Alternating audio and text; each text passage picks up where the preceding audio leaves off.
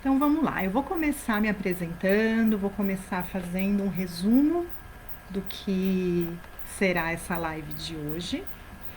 E o pessoal vai entrando, né, vai deixando os comentários. Quem quiser fazer pergunta, pode fazer pergunta. De tempos em tempos eu dou uma olhada aqui no chat, se eu conseguir parar de falar e responder, pode ter certeza que eu vou parar para a gente poder interagir. Então eu vou começar me apresentando. Meu nome é Vanessa, sou médica veterinária, atendo nas especialidades de oncologia e de nutrição e eu sou facilitadora de constelação familiar.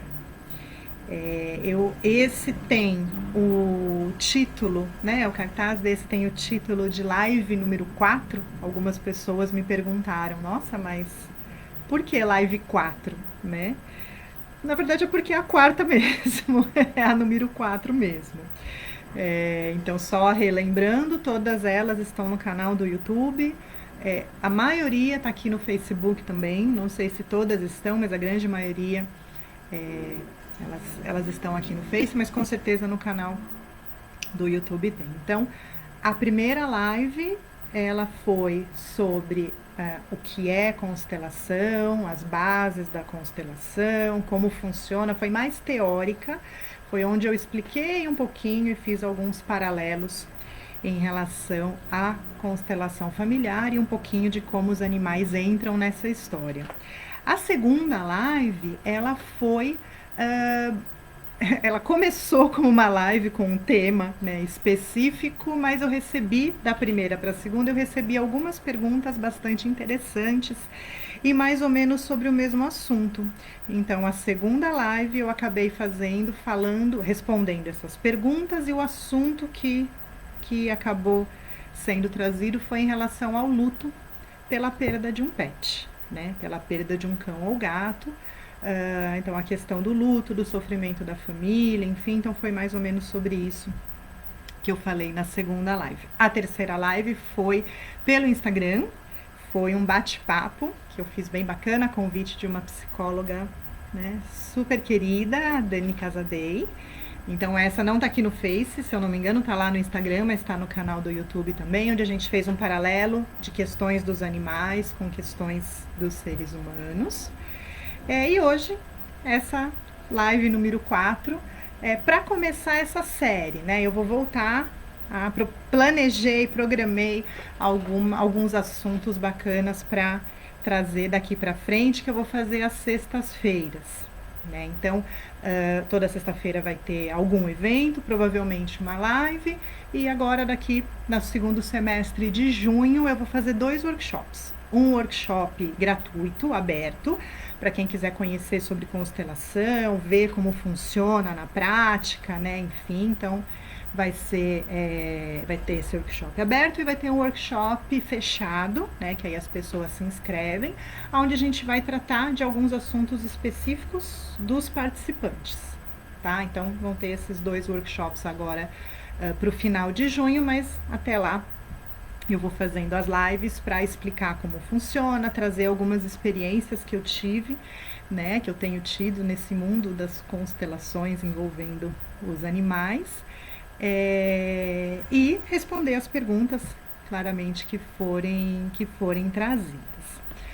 Então, já de antemão, já quero agradecer a quem estiver assistindo agora, agradecer a quem não puder assistir agora, mas se prontificar a assistir depois. Então já deixo aqui meu agradecimento, seja aqui pelo Face, ou seja lá pelo YouTube. Né? Então quem tiver interesse, puder reservar esse tempinho para assistir, eu já deixo de antemão o meu agradecimento. E como que vai ser essa live de hoje? Então eu vou falar um pouco sobre as bases da constelação, tá? Eu não vou poder, não vou detalhar muito. Ai, boa tarde, Lilian. Desculpa, agora que eu vi. Agora que eu vi os comentários, eles demoram uns minutinhos para aparecer para mim, mas eu consigo ver aqui do lado. Que bom que você gostou. Então, hoje o que eu vou fazer? Eu vou falar sobre, bem rapidamente, as bases da constelação, um pouco das leis do amor, só para poder situar quem está chegando agora e não conhece nada de constelação, para poder explicar um pouquinho dessa questão teórica. E eu vou vou mostrar, fazer uma demonstração de como funciona uma constelação mesmo. Não é uma constelação de verdade, é mais uma demonstração para ver, porque muitas vezes as pessoas falam, poxa vida, eu já vi você falando, ou outras pessoas falando, já vi vídeo no YouTube, né? Já li livros de constelação, mas caramba, eu ainda não consigo entender como que acontece. E é isso mesmo, constelação, muitas vezes a gente só consegue perceber, entender mesmo quando a gente faz, ou pelo menos quando a gente participa, né? A hora que a gente participa, a gente normalmente fala, ah, agora eu estou entendendo tudo aquilo, né, que você estava falando antes. Então, eu vou fazer aqui uma pequena demonstração só para vocês entenderem, né, mais ou menos como que funciona. Então, para começar, eu vou falar o que é constelação, mas eu vou falar bem brevemente o que é, um pouco dos paralelos das pessoas com os animais em relação às leis do amor, para poder fazer essa demonstração e vocês entenderem um pouquinho. Então, basicamente, a constelação é o que? Ela é uma técnica que ela foi sistematizada por um alemão de nome Bert Hellinger, já falecido, faleceu em 2019. Ele não inventou as constelações, elas já existiam, mas ele sistematizou e passou para frente, né? Ensinou através dos cursos e das demonstrações dele como que acontece. As constelações, elas hoje são das mais diversas, existem várias formas de realizar, de conduzir uma constelação, tá? Então, talvez vocês possam encontrar pessoas diferentes que fazem de formas diferentes. Então, tem a constelação tradicional, que é a que eu vou mostrar um pouquinho hoje, tem a constelação na água, tem a oculta, tem as chamadas novas constelações, enfim, são técnicas diferentes, mas o objetivo é sempre o mesmo. E o que é, na verdade, né? Então, como eu falei, é uma técnica que visa buscar num sistema aonde estão os emaranhados e mostrar o que pode ser feito para que esses emaranhados sejam desemaranhados, né? Então já vou explicar do que é isso, que parece, nossa, você falou, eu não entendi nada, né? Então vamos lá. O que é isso? Através dos estudos e das realizações da parte prática, o Bert ele acabou percebendo e definindo que todos nós vivemos em sistemas. O que é esse sistema, né? O que são esses sistemas? Então, para começar, nós temos o nosso sistema familiar, aonde todo mundo é inserido, né? Assim que nasce, não tem como fugir. Pode ter sido criado pela mãe, só pelo pai, pela avó, por uma família adotiva, não importa, mas independente de como foi a sua criação, pra gente, até hoje nesse planeta, né, pra gente nascer, pra gente ser gerado, pra gente existir, precisa de um óvulo e de um espermatozoide. Então, biologicamente falando, precisamos de um pai e de uma mãe.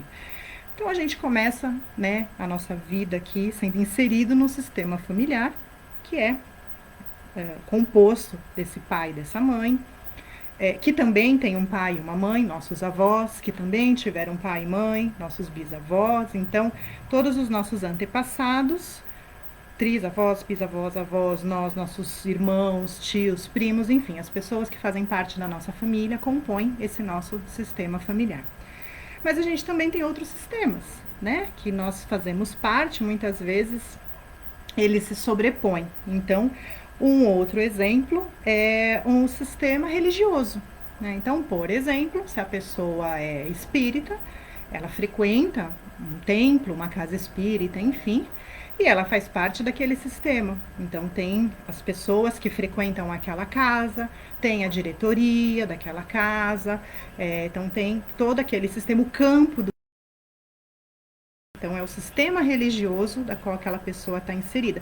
Que também acontece, por exemplo, com qualquer outra religião. Então, se ela é evangélica, então tem a igreja que ela participa, que ela frequenta, tem os companheiros da religião que frequentam também, tem o pastor, quem é católico, né, tem o padre, enfim, né, tem todo aquele sistema da qual ela é inserida. Nós participamos também do nosso sistema profissional. Então, você é, por exemplo, professora, ou professor, você normalmente, de maneira geral, trabalha numa escola. Então, você também tem o sistema do seu trabalho. A escola trabalha, os alunos daquela escola, os outros professores, a diretoria, a secretaria de educação, o campo da pedagogia, enfim, também tem todo um outro sistema. Então, nós participamos de diversos sistemas, como eu falei, muitos deles acabam se sobrepondo. E foi definido que existem algumas leis que regem esses sistemas, que foram denominadas como leis do amor ou ordens do amor.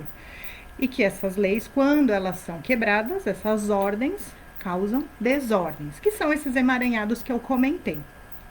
Então, são 3 as ordens do amor.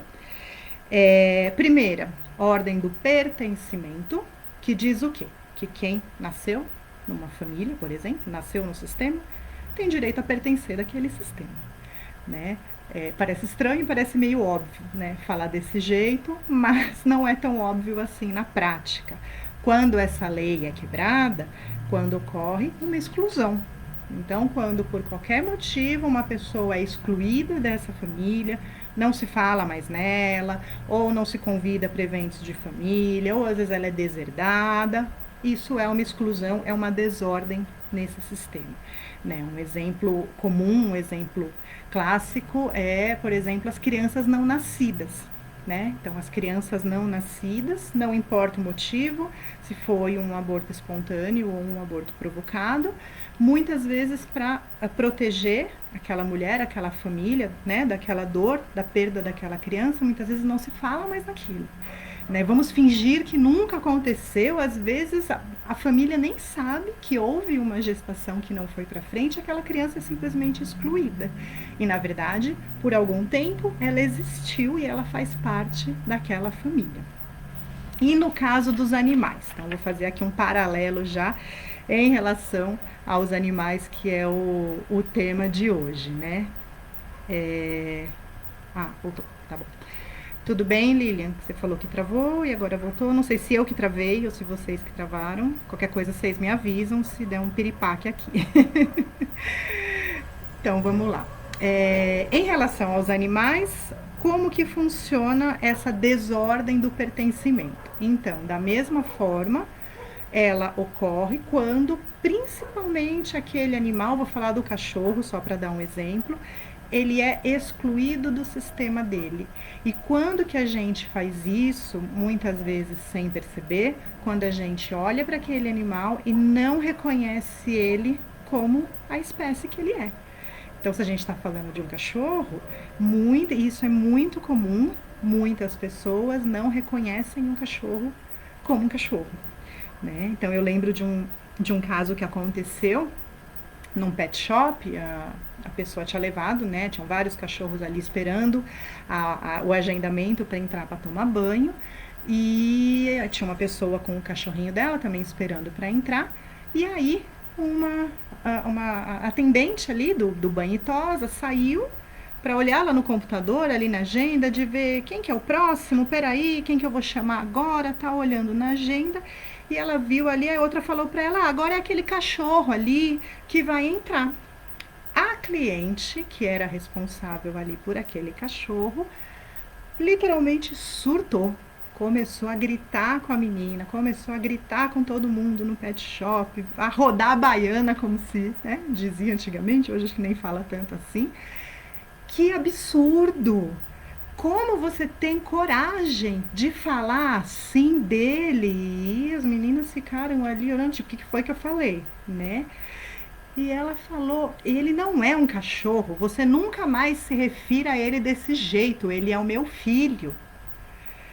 E foi um auê danado, porque ok que de repente ela olhe, né, para esse cãozinho, para esse, né, nesse caso era um cão, como um filho, que ela goste dele como um filho, enfim. Mas ele é um cachorro, né? A gente não pode, por mais que seja a relação dos dois, a gente não pode deixar de olhar para ele como pertencendo à espécie que ele pertence, né? Então, como eu comentei, é uma exclusão. Também é uma exclusão, nesse caso, do sistema dele, do sistema dos cães. Né? Eu tenho um vídeo, inclusive, falando sobre essa questão. Acho que foi um dos primeiros vídeos que eu gravei, tá lá no YouTube, falando sobre chamar o pet de filho, considerar o pet como filho, enfim. Isso é muito comum. Isso é muito bacana de se comentar, da gente falar, porque é algo muito comum e muitas pessoas às vezes fazem isso sem perceber, com a melhor das intenções. Teve uma outra situação também, e aí aconteceu comigo, agora, esse ano, foi perto da Páscoa, então eu fui até um pet shop para comprar alguns produtos que eu precisava aqui para a turminha aqui em casa. E comprei lá o que eu precisava, passei no caixa, estava conversando com a moça do caixa lá, e aí ela falou, espera um pouquinho que eu vou te dar um... legal, adoro brinde, né? Vamos lá. Aguardei ali um pouquinho, e aí ela foi ali embaixo do balcão, enfim, e pegou um ovo de Páscoa. Um ovo de Páscoa é normal, igual a gente compra no mercado, né? E me deu, olha, né? E ela falou assim, para sua filha. Eu olhei ali, o ovo era do jeito que a gente compra no mercado, né? Com aquela embalagem, o papelzinho assim de celofane, né? Tudo bonitinho. E aí eu olhei e tinha o desenho ali de um cachorro na embalagem, não sei, e tava escrito, acho que dogs, sei lá, alguma coisa, dog alguma coisa lá. E aí eu olhei e eu falei pra ela, tá, mas é pra cachorro, né? E ela ainda repetiu, isso é pra sua filha. E eu tenho uma filha, de fato. Minha filha tem 8 anos. Eu acho que na conversa eu falei que tinha uma cachorra, enfim.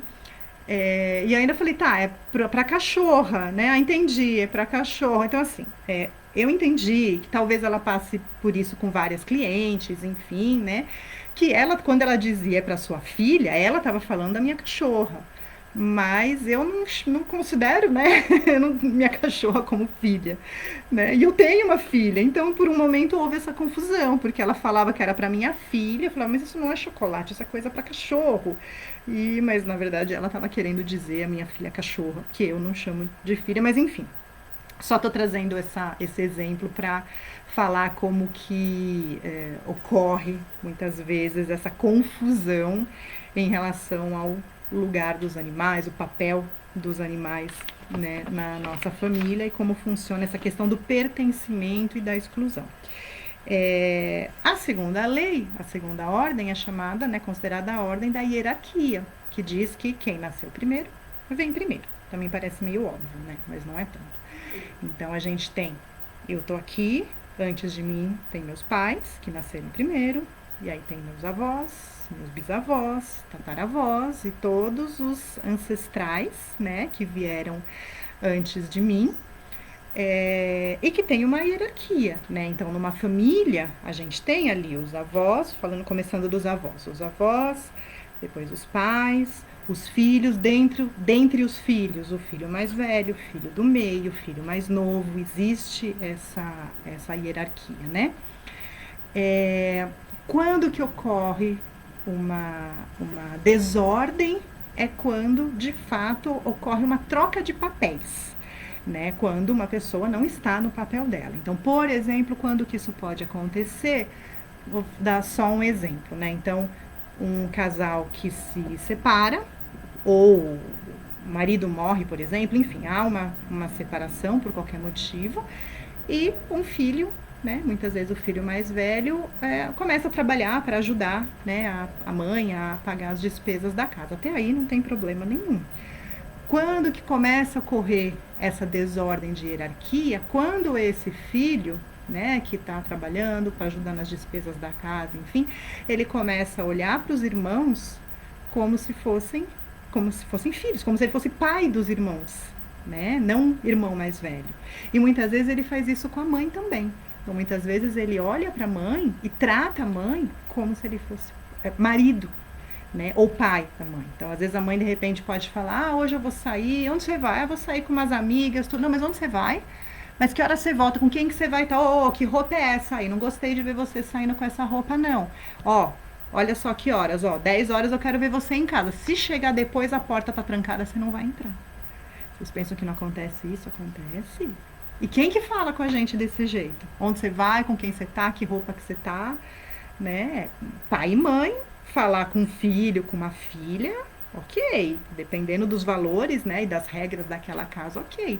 Mas um filho passar essas regras para a mãe, tá fora do lugar, né? Tá fora do lugar de filho mais novo, tá no lugar de ou pai daquela mãe, ou marido, enfim. Então seria uma desordem dessa hierarquia.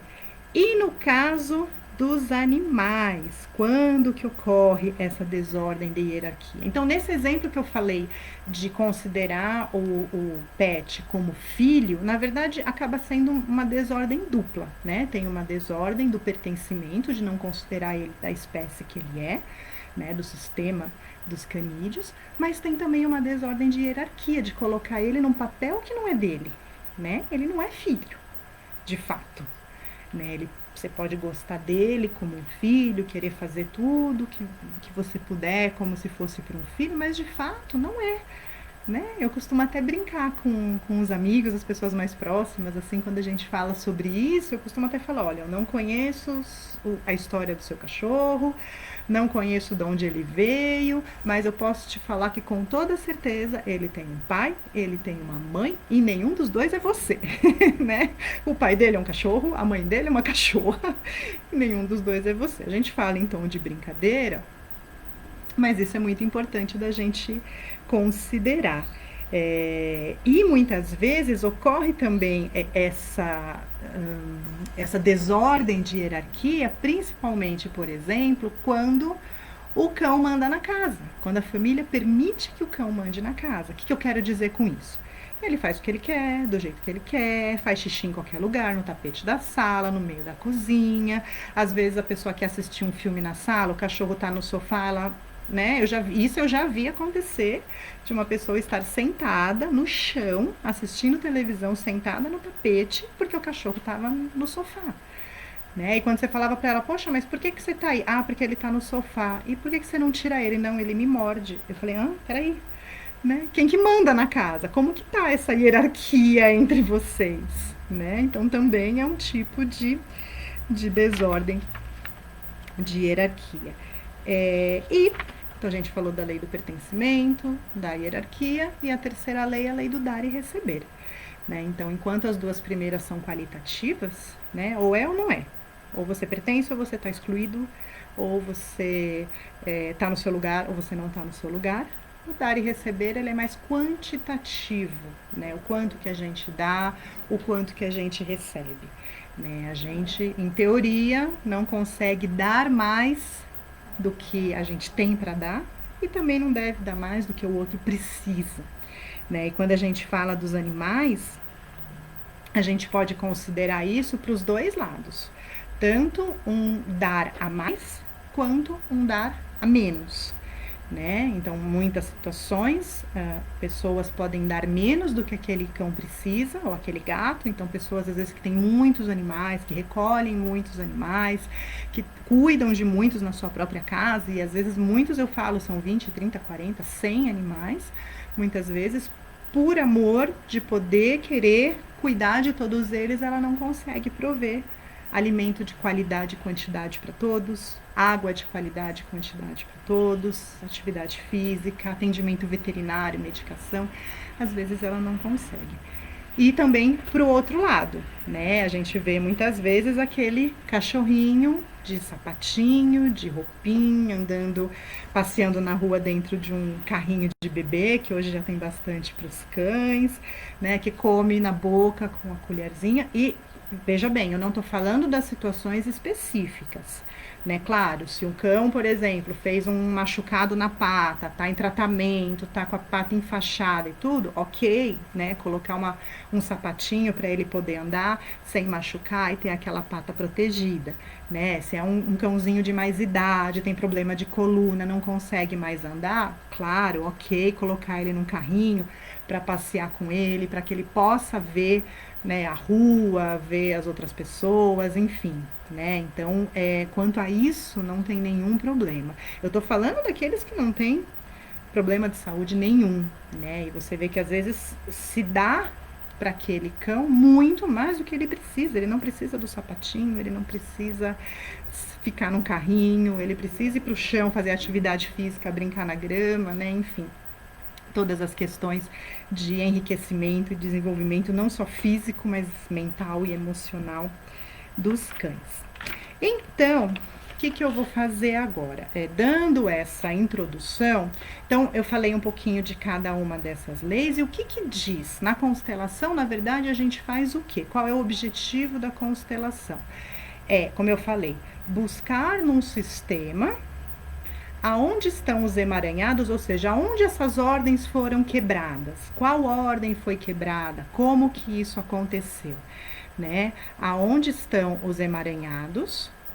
Agora que eu vi aqui no chat, tá travando ainda? Não? Já voltou? Aqui tá tudo bem. Bom, vou continuar falando, qualquer coisa vocês me falam. Então, vamos lá. Então, qual é o objetivo? Né? Buscar nesse sistema aonde estão essas desordens, aonde estão esses emaranhados e apontar caminhos para colocar em ordem novamente. Né? Basicamente é isso. Por que eu estou falando apontar caminhos? Porque a constelação, ela só mostra o que tem que fazer. Né? Ela não faz por ninguém.